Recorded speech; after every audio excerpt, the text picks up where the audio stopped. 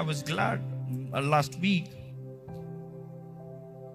ఆరాధన జరిగినప్పుడు అనేక మంది సేవకులు సాటర్డే నైట్ నుండి ఆ పోస్ట్ రిలీజ్ అయిన నుండి అనేక మంది సేవకులు they were reaching me, messaging me, calling me back to back. నాకు అనిపించింది, ఇంతమంది సేవకులు మన పక్షంలో ఉన్నారా?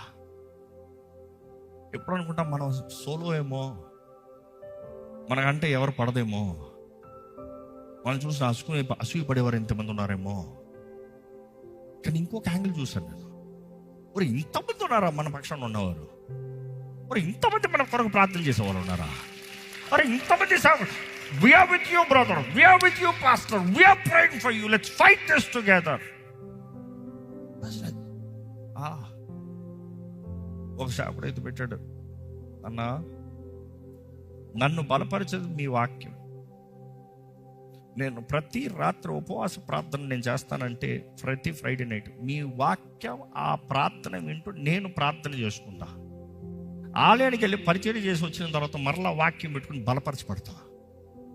ఇంకొక సేవకుడు రాశాడు, అయ్యా మా ఆలయంలో మేము ఆరాధన జరిపించిన తర్వాత మరలా మా ఆలయంలో పెద్ద స్క్రీన్ పెట్టుకున్నాం, ఆ స్క్రీన్లో మీ వాక్యం మొత్తం ప్లే చేస్తాం. నేను చెప్పింది వినాలని కాదు, మా సంఘం మీ వాక్యం మీరు బలపరచబడాలి, మేము కూడా మీతో భాగము ఉన్నాము. మా నాన్నగారు కాల్ చేసి, అయ్యా నా దగ్గరకు వచ్చారు, ప్రేయర్ రిక్వెస్ట్ ఫామ్లో లార్డ్ చర్చ్ కొరకు ప్రార్థన చేయమన్నారు. నేను వాళ్ళు కలుస్తూ, మీరు లార్డ్ చర్చ్ మెంబర్స్ అని అడిగాను. నాన్నగారు అడిగినప్పుడు వాళ్ళు అన్నారంట, లేదండి మేము ఆ ఊరు నాకు గుర్తులేదు కానీ ఏదో ఒక గ్రామం, ఆ గ్రామం దగ్గర ఉంటారంట.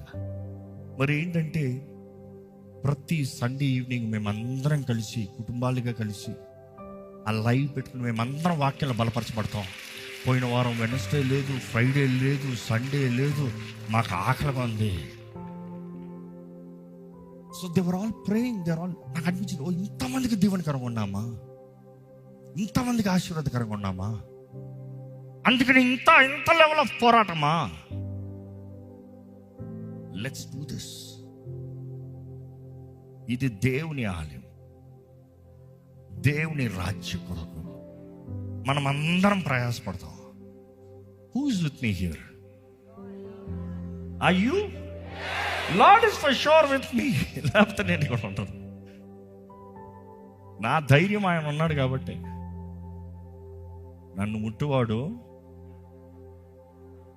ఆయన కంటి పాపను ముట్టువాడు. ఆయన అరచేతిలో నన్ను చెక్కున్నాడు, వదిలేస్తాడా?